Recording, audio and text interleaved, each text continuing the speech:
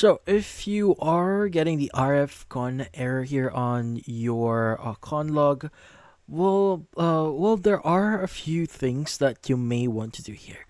So the first thing that you may want to do is you want to check your keypad's distance from the meter.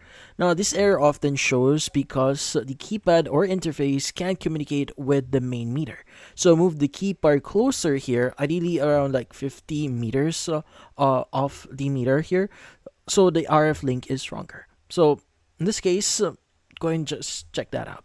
And also, you may want to make sure the electricity supply is active. Now, if the power to the meter is off, so due to trip, breaker, outage, or complex wildcard here, the RF communication can fail and trigger the error. So confirm that electricity is restored before proceeding.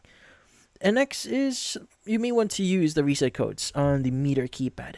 Now, for many Conlog split meter systems, the keypad supports codes to reset the link.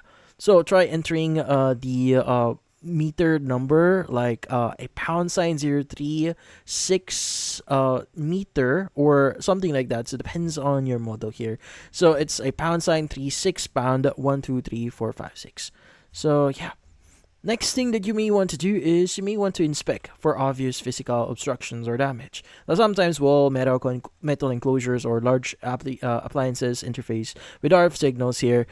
Check the meter's antenna, cable, and clear any obstacles in the path between keypad and meter.